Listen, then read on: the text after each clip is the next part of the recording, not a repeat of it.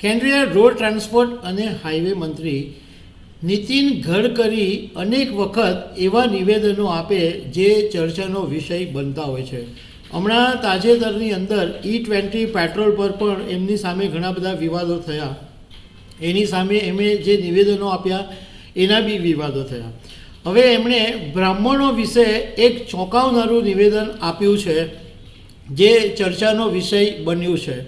તો આના વિશે હું તમારી સાથે વાત કરીશ. મારું નામ રાજેશ શાહ છે અને તમે જોઈ રહ્યા છો ગુજરાતના સૌથી મોટા ડિજિટલ ન્યૂઝ પ્લેટફોર્મ ખબર છે .com.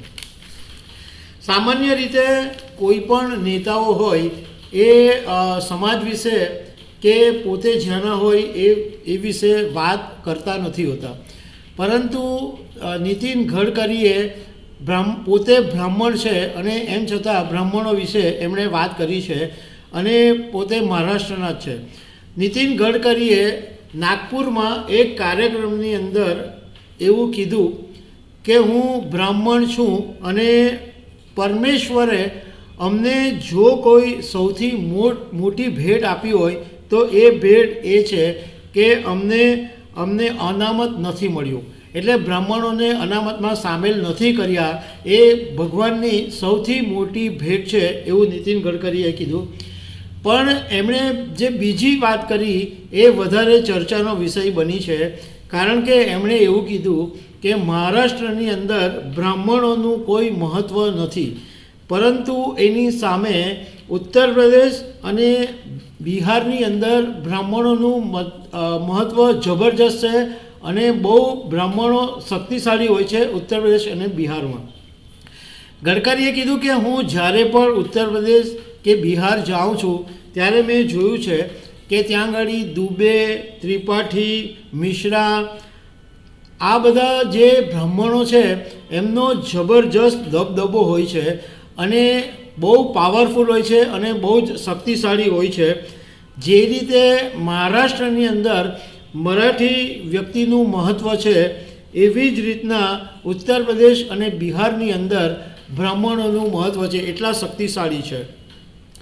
સાથે ગડકરીએ એવું પણ કીધું કે હું હંમેશા એવું કહું છું કે હું જાતપાતની અંદર માનતો નથી. કોઈ પણ વ્યક્તિ જાતિ, ધર્મ કે ભાષાથી મોટો થતો નથી, પરંતુ પોતાનામાં જે સારા ગુણો હોય છે એનાથી જ મોટો થતો હોય છે. હવે જ્યારે ગડકરીએ બ્રાહ્મણોની વાત કરી છે તો બ્રાહ્મણોના મહત્ત્વ વિશે તમને થોડીક વાત પણ કરી લઉં કે બ્રાહ્મણોનો જે ઇતિહાસ છે એ વૈદિક કાળથી જોડાયેલો છે અને શ્રીમદ ભગવદ્ ગીતાની અંદર ભગવાન કૃષ્ણએ અર્જુનને પણ 4 વર્ણોની વાત કરેલી છે અને એમાં જે 4 વર્ણ છે એમાં બ્રાહ્મણ, ક્ષત્રિય, વૈશ્ય અને શૂદ્ર, અને આ જે 4 વર્ણ વ્યવસ્થા છે એમાં બ્રાહ્મણોને ટોચ ઉપર રાખવામાં આવ્યા છે. અને ઋગ્વેદના પુરુષ સૂક્તની અંદર વર્ણન છે કે બ્રાહ્મણોશ્યા મુખ માસિદા બાહુ રાજનશ કૃતમ, એટલે કે બ્રાહ્મણો ભગવાનના મુખમાંથી જન્મેલા છે અને એમને સમાજના આધ્યાત્મિક અને જ્ઞાનના ક્ષેત્રમાં મુખ્ય જવાબદારી આપવામાં આવેલી છે. બ્રાહ્મણોને જ્ઞાન, વેદો અને ધર્મના પ્રચારક તરીકે ગણવામાં આવે છે. તમે જોશો કે સાહિત્યની વાત હોય, પત્રકારત્વની વાત હોય કે અભિનયની વાત હોય, એમાં તમને મોટે ભાગે બ્રાહ્મણો જોવા મળશે.